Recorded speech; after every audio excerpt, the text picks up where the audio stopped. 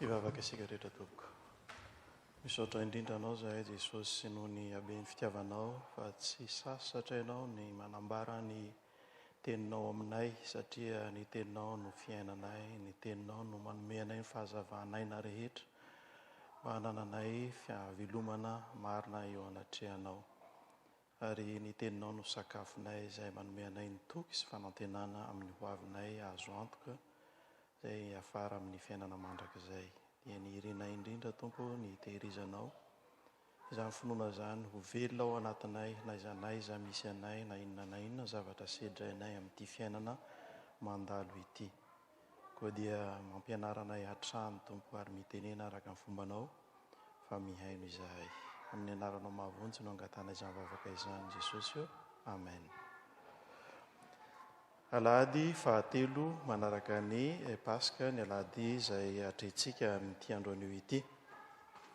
Androany koa isika dia manokana ny alahady ho alahadin'ny fikambanan-dehilahy moa izany.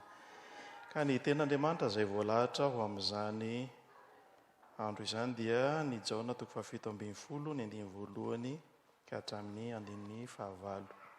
Jaona 7:12 ny andiny voalohany ka hatramin'ny 9. Rehefa hita dia toy izao mivaky ny teny amin'ny anaran'i Jesosy. Rehefa nolazain'i Jesosy izany teny izany dia nanandratra ny masony ho amin'ny lanitra izy ka nanao hoe: Ray o, tonga ny fotoana, mankalaza ny zanaka mba hankalaza ny zanakanao, araka ny nanomezanao azy fahefana amin'ny nofo rehetra, mba hanome fiainana mandrakizay ho an'izay rehetra nomenao azy. Ary izao ny fiainana mandrakizay dia ny mahafantatra anao izay Andriamanitra tokana sady marina sy Jesosy Kristy izay efa nirahinao. Izaho efa nankalazanao tetỳ ambonin'ny tany. Vitako ny asa nomenao ahy ataoko, ary ankehitriny raha io mankalaza ahy amin'ny tenanao, dia amin'ny voninahitra niarahako nanana taminao fony tsy mbola ary izao tontolo izao. Nasehoko tamin'ny olona izay nomenao ahy, avy tamin'izao tontolo izao ny anaranao. Anao ireny ka nomenao ahy, ary nitandremany ny teninao. Fantany ankehitriny fa avy taminao izay rehetra efa nomenao ahy. Fa ny teny izay nomenao ahy dia nomeko azy kosa, ary noraisiny ka fantany marina tokoa fa avy taminao, ary nino izy fa ianao no naniraka ahy. Ray masonao manamasinana amin'ny fahamarinana, ny teninao ny fahamarinana. Amen. Ry fiangonana malala ho aminareo rehetra ny fahasoavana sy ny fiadanana avy amin'Andriamanitra raintsika sy Jesosy Kristy Tompo. Ny vavaka izay nataon'i Jesosy eto dia vavaka mialohan'ny ny samborana azy ho vonoina moa izany raha ny fandaharana araka ny filazantsarany Jaona no jerentsika. Mialohan'ny hafatesana izany raha marimarina kokoa dia ny mialohan'ny Paska izay nankalazaintsika voaingana teo izao vavaka nataon'i Jesosy izao. Fa eto amin'ity vavaka izay nataon'i Jesosy ity dia mitohy amin'ny fampianarana rehetra izay efa nataony mialohany amin'ny hoe ny ilazany amin'ny hoe handao izao tontolo izao izy vetivety foana dia hiverina indray koa izy dia efa araka ny teny moa izany amin'izay fantaozana izay dia hoe hanomana fitoerana ho an'ny izay mino azy izy dia haka ireo indray amin'ny fotoana anankiray izay tsy mbola takatry ny olona tamin'ny fotoan'andro hitenenan'i Jesosy ny hevitra sy ny lanjan'izany teny izany. Fa ity vavaka izay ataon'i Jesosy manaraka an'izany fampianarana ataon'i Jesosy izany dia mampiseho indrindra Jesosy ny amin'ny tena hoe maha izy azy iza marina moa Kristy. Tena mamehy ny foto-kevitra kristolojika izay noho ny fiangonana izao vavaka nataon'i Jesosy izao rehefa dinihina lalina. Voalohany indrindra dia mampiseho fa Andriamanitra efa tao hatramin'ny famoronana Jesosy, fa tsy hoe aty amin'ny fahaterahany tamin'ny andro Krismasy vao nisy Jesosy. Ho antsika izay mandeha amin'ny lojika ny fisaina maha-olombelona dia manomboka teo amin'ny niterahan'i Maria azy no nisy Jesosy. Fa eto amin'ny vavaka izay asehony dia mampiseho indrindra ny amin'ny fisiny hatramin'izay izy. Hitantsika tsara izy rehefa mivavaka izy hoe eo amin'ny 5 ary ankehitriny raha eo mankalaza ahy amin'ny tenanao dia amin'ny voninahitra ny rahako nanana taminao fony tsy mbola ary izao tontolo izao. Mbola tsy ary izao tontolo izao dia efa tao Jesosy ary niara-nanambonahitra tamin'Andriamanitra ray izy. Ary io mahasarotra amin'ny fandraisana ny fisian'Andriamanitra amin'ny lôjikatsika fisainantsika olombelona ka sarotra takarina ny amin'ny filazanana amin'izany fisian Jesosy talohany namoronana n'izao tontolo izao izany. Fa eto Jesosy manambara an'izany amin'ny alalan'ity vavaka ity, efa tao izy, efa niara tamin'ny ray tao izy, fony mbola tsy ary izao tontolo izao. Dia ny fisiny efa hatramin'ny ela zany ao anatin'izao vavaka izao. Zavatra faharoa anankiray izay ambarany eto koa dia amin'ny fitadiavan'ny olona te hahita an'Andriamanitra, ary io hetaheta io dia ao anatin'ny fony olona rehetra mitady an'Andriamanitra. Ary ny olona rehefa ao anatin'ny hetaheta zany dia misy zavatra tadiaviny ho hita maso, mivaingana, ho raisiny, hiankofany, ho tompoiny, dia izay mahatonga ny olona rehetra mamorona karazan-javatra hivavahana, manangana sampy, lasa sampy moa ny ilazantsika azy, satria io no heveriny fa Andriamanitra.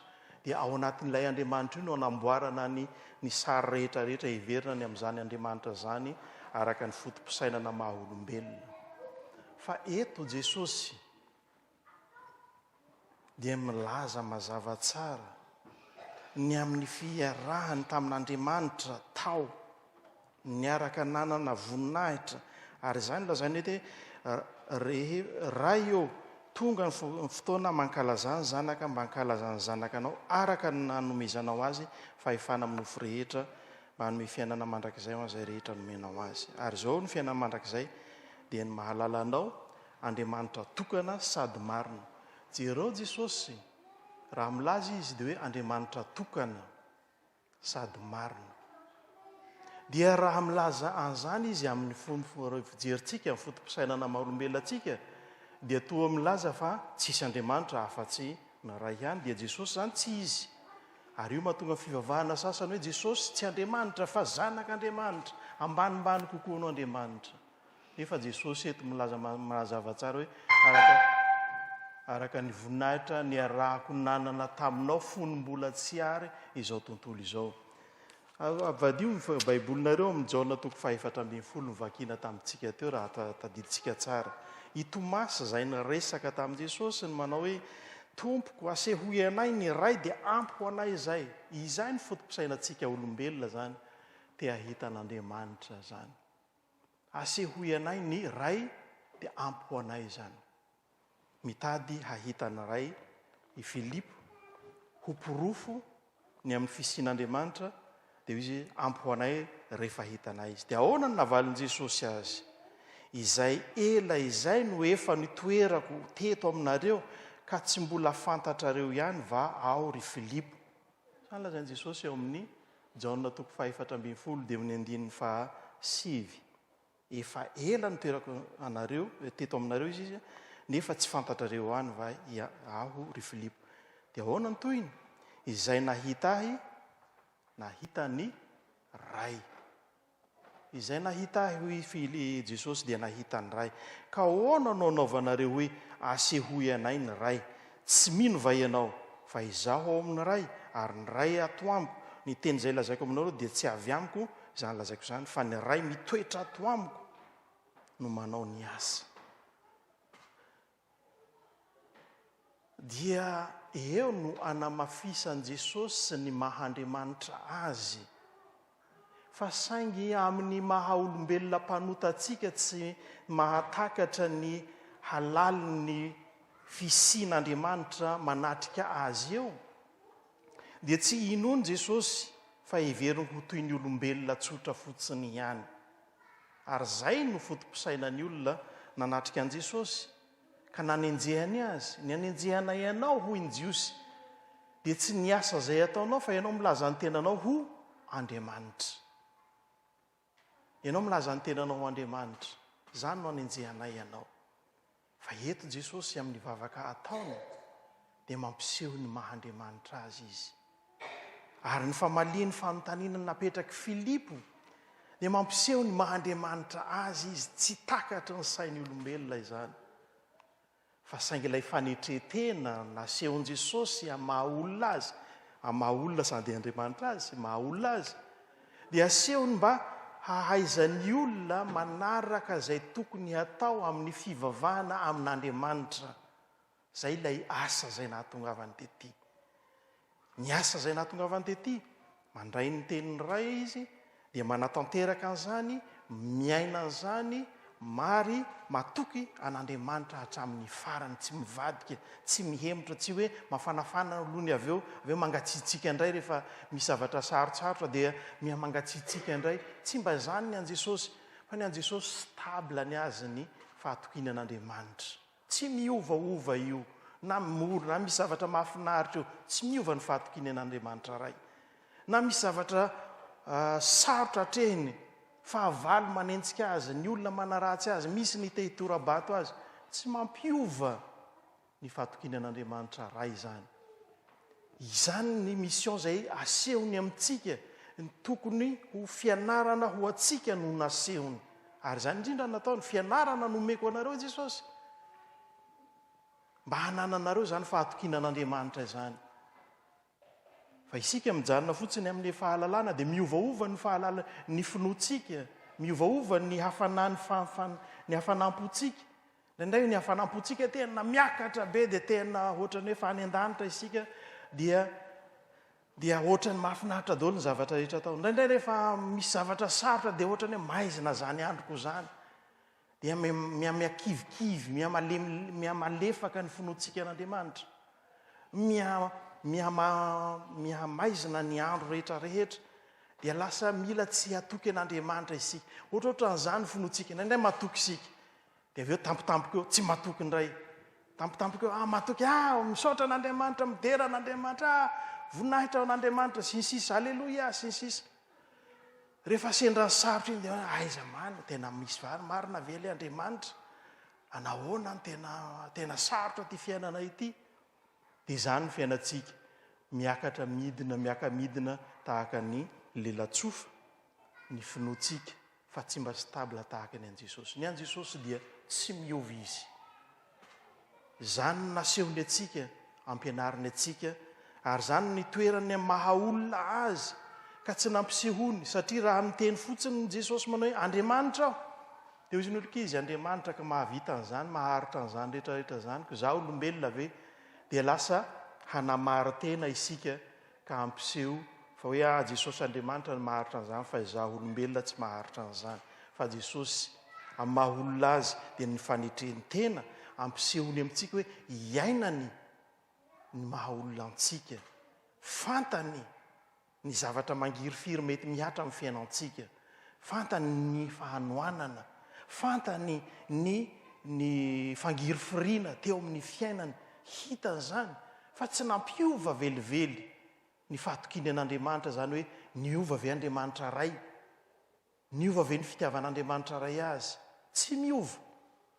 Ary zany ny tiany haseho amintsika amin'ny nanetreny tena tamintsika. Ka izay zany hoe vitako ny asa, ilazany eto hoe vitako ny asa zay nampanaovanao ahy. Zany hoe tafitany amintsika daholo, na dia mbola tsy azontsika tamin'izany fotoana zany ny hevitry ny zavatra nataony.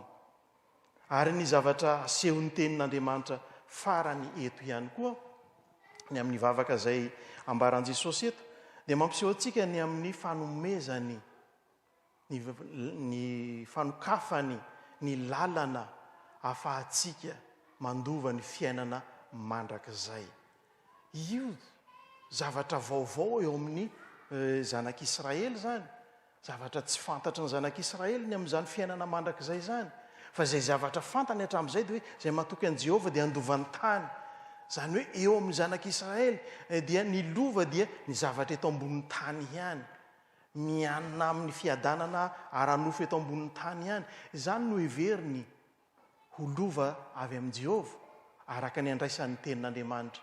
Kanefa eto asehon'i Jesosy tsy ny zavatra eto ambonin'ny tany mandalo ity no ampanantenan'Andriamanitra ho lova ho an'izay rehetra mino sy matoky azy, fa ny fiainana mandrakizay. Io ilay fiainana mandrakizay zay nolazain'i Jesosy efa toy izao ny tiavan'Andriamanitra izany tontolo izao, nomeny zanany ilay tokana mba tsy ho very izay rehetra mino azy, fa hanana fiainana mandrakizay dia hamafisan'i Jesosy amin'ny vavaka ataony eto izany.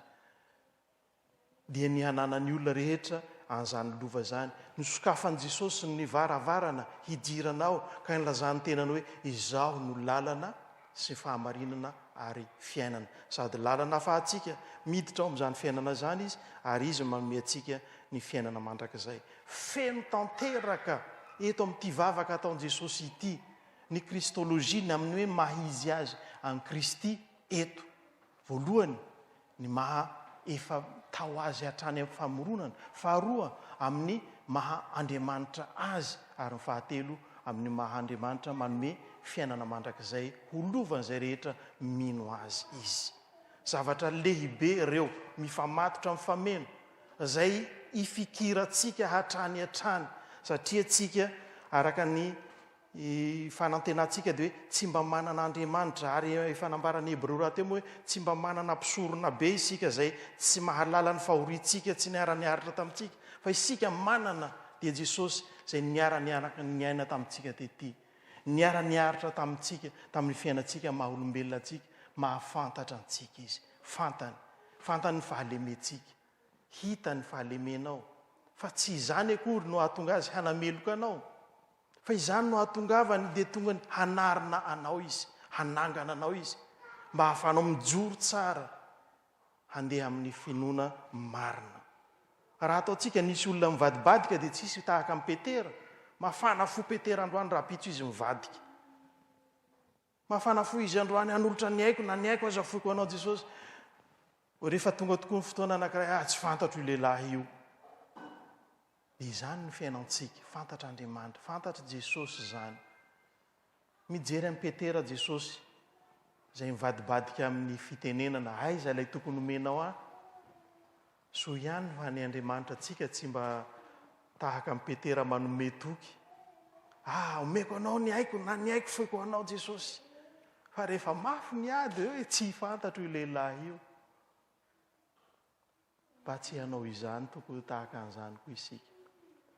Ny an' Jesosy dia rehefa ny fahatokinan'Andriamanitra dia nipetraka mandrakariva araka ny teniko anareo tsy mba miovaova io. Fa efa nilazaina raha efa lazainy meloha hoe ny zanak'olona dia atolotra eo anatana mpanota ho setrasetrainy ho vonoiny ho rany sy ny sisa ampijaliana ary ho vonoiny fa hitsangana amin'ny andro fahatelo. Jesosy miaritra mahafantatra ny zavatra hihatra amin'ny fiainany hoe io ny zavatra hihatra amin'ny fiainany dia tsy mba nandahany zany izy. Vavaka nataony dia izy raha io raha azo atao esory amiko ity kapoaka ity. Ty zava-tsarotra ty. Fa aoka tsy ny sitrapoko no atao fa ny sitraponao. Mampiseho fahatokina tanteraka izany. Ary izany vavaka zany tiany ho ren'ny mpianatra mba hiainan'ny mpianatra koa fa hoe mety handalo zavatra sarotra tahaka an'izany ihany koa ny mpianatra. Kanefa tsy hivadika amin'izay efa nekeny fa hatoky hatramin'ny fahafatesana. Dia itsika mahafantatra ny tantara n'ireo apôstôly rehetrarehetra izay sisa ireo ankoatran'ny Jodasy apôstôly izay nivadika fa Jodasy tsy maty martiora fa maty namono tena fa ireo apôstôly sisa rehetrarehetra ireo dia maty novonoina avokoa izy rehetrarehetra. Jaona rery ihany no tsy maty martiora fa maty antitra fa saingy tsy mba maty amin'ny fahanterana tsotra fa maty tany am-ponjy. Nigadra mandra-pahafatiny izy noho ny filazantsara. Dia izy anefa tsy nivadika amin' Jesosy mandra-pahafatiny. Tahaka an'izany ireo mpianatra ireo. Tahaka an'izany ireo martiora rehetrarehetra. Mahafantatra an' Jesosy marina. Raha fantatra ao marina ny tomponao dia tsy hivadibadika ianao, tsy hiovaova ny fononao, tsy hirondrona makaty mandeha miakavanana miakavia ny fononao. Fa rehefa fantatrao Jesosy hoe fantatro izay noko dia miteny tahaka Paoly apôstôly hoe fantatro izay noko ka dia na ny haiko tsy ataoko ho zavatra ahatanteraka ny fiantsoana. Jesosy mahafantatra antsika ary mahalala antsika izy.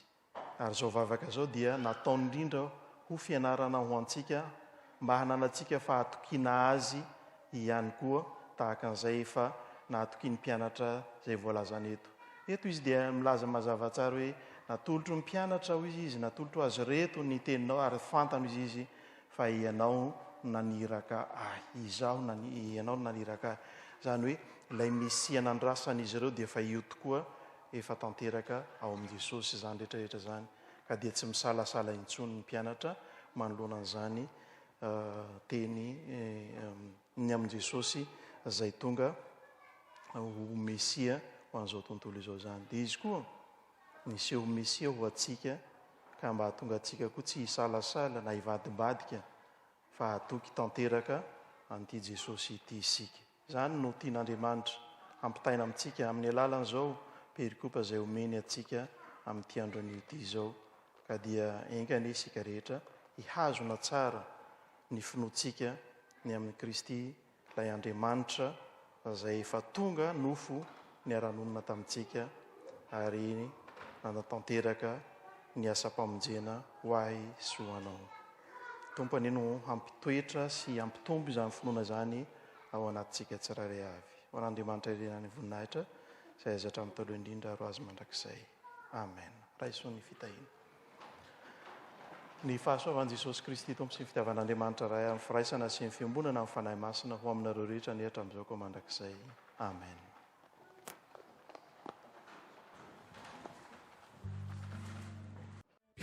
Tonga ny mazava miposaka ny voninahiny Jehova efa miposaka ao amin'ny raha eto amin'izao tontolo izao.